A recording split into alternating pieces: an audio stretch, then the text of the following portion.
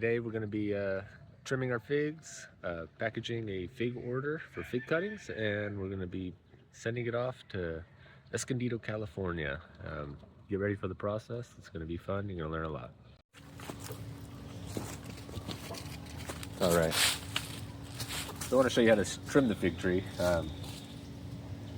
Basically what you want is a bunch of big shoots, branches here, and then all these small shoots here, these are grown each year brand new. So what I do is I cut this down till we get a nub, a bunch of big nub branches here, and then these will produce new offshoots with tons of fruit on them.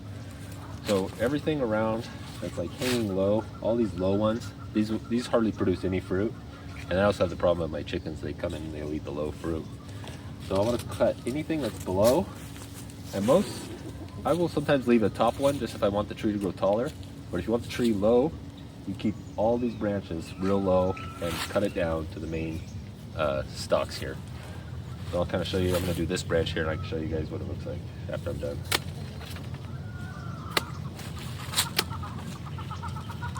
Too small, I'll just let these drop.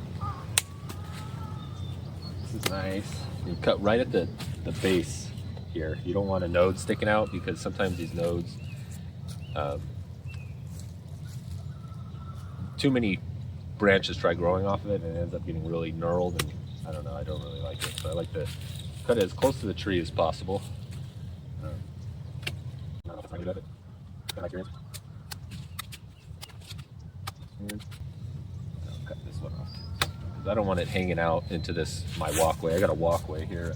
You can't really see it, but I don't want these branches sticking into my walkway. I want to be able to walk through the trees really nice and easily.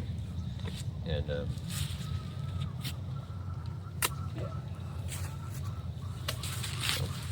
And then I'll cut these down into size.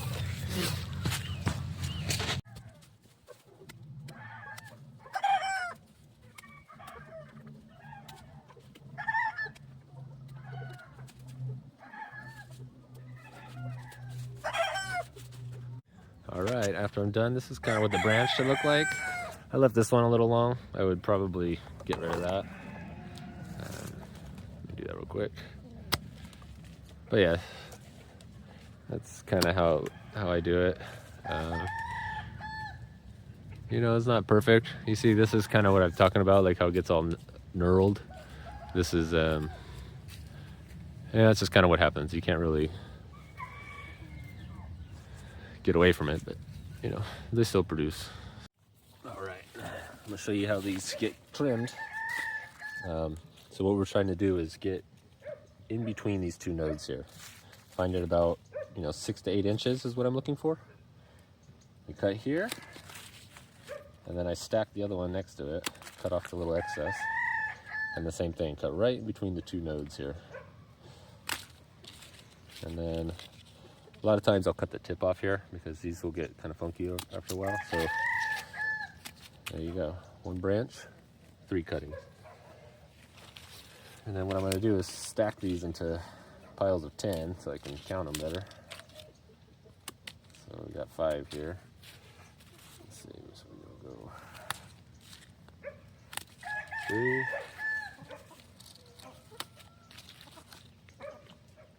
5. That's 10. Easy. I would discard this. That's good. That's a keeper. This one's a little thin, but it'll still work if in the right conditions. So these are the sizes you want. Probably a little bit bigger. You want them about the size of your pinky would be ideal. Whatever size this is, this is ideal. And the more nodes you have, the better. This is what you want. More nodes. You can let it scar at the bottom. The roots will come out of here as well, but if you let it scar, they won't come out of here. They'll only come out of these nodes here.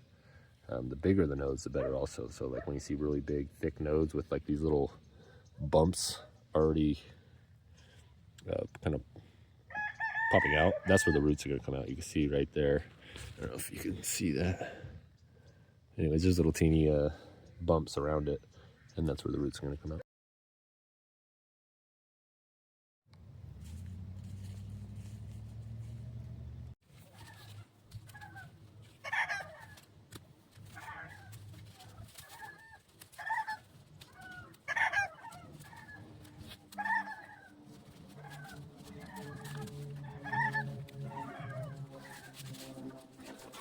You helping me out, Moo Moo? This is Moo Moo, my emu. I don't know. I haven't been paying attention to her, which is why she's looking for all this attention right now. Pretending like she's hungry, but she's not.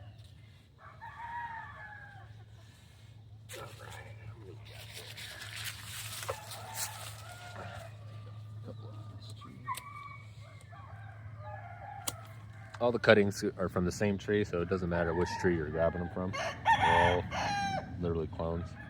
I wouldn't pick this one. You see how this has kind of got like this dried, this is older growth, and then when it gets hot and really cold, we kind of get this weird growth on some of the old growth, and I don't think I would use this for cloning. This seems to be kind of bad. This one's got a little bit of it, but it's a lot better. It's a healthy branch here. So this is the orchard here. Kind of goes around this way. These are some smaller, younger trees. These aren't even, this is a white fig, that's a tiger fig, and that's another white fig over there. These are separate. Those are some shubin figs down there. All right, we got our 100 fig cuttings. Now what I'm gonna do is, I could just drop them all in the box and they'd be fine. But just to kind of preserve the moisture, sometimes people don't start cloning them right away. I want to have them, you know, some moisture in them, and it's just better to wrap them. Sometimes I just feel like it's a more professional look, and yeah, works better that way. And I wrap them in bundles of 10, just so if something happens to one of the bundles, you don't destroy the whole lot. I haven't had any issues yet, but just in case. So I actually always pack more, so this is probably closer to 12, 13. And I always give extra fig cuttings because you never know, you know, you're not going to get all, this is an order of 100. You're not going to get all of them to root. Most likely you'll get, if you do it right, you can get you know, up to 98%. But if you do it wrong, you get 0%. And I've done that plenty of times. So, yeah, there's tricks to cloning, and that'll probably have to be another video on how to clone. You know, I'm still learning all the time. You know, I think I get a process down, and then I try to take a shortcut, and then you know, I kill all the figs. So it just happens. But you know, I'm lucky enough to where I have plenty. I don't have to kind of worry about it.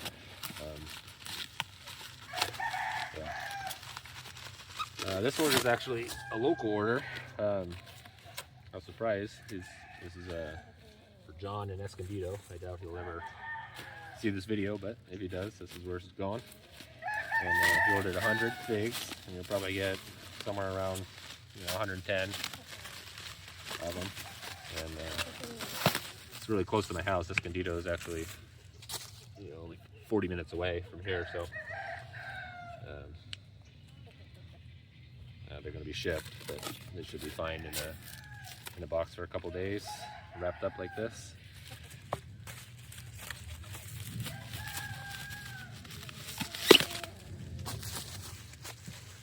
Kind of how it's going.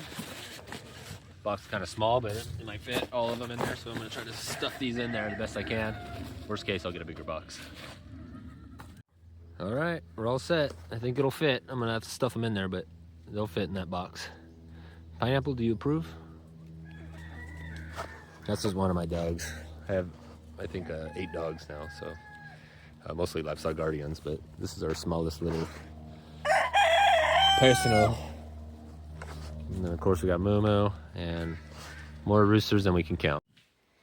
Okay, the last bit's pretty easy. You're just gonna get your measurement or your weight of your box here. This is a cheap little scale I just got on Amazon. So looks like we're at 5.2 pounds, and it all fit in that little box. Well, it's gonna be tight. I'm gonna set it on there pretty good. I also do these fig cuttings. I sell 4 of them. Of course, I got 5 in here. I put a little moist paper towel around the bottom on the bag here. Sometimes I do that, sometimes I don't. Depends. Anyway, this is going to a different customer. This is going, like I said, to Escondido. This will fold up nicely, like so. The reuse box. I'm all about reusing. recycling, you know. Have to throw away these boxes if we're just gonna reuse them. Something like that. It's a little ugly. It's alright. Big one across the top here. That ain't perfect, but there she is. Now we'll go into the computer and print the label. Alright, the last little bit, what we're gonna do is we're gonna ship by tomorrow, so we're gonna create the printing label. Pretty easy. 5, 12 by 6 by 6. Okay, $7, not bad.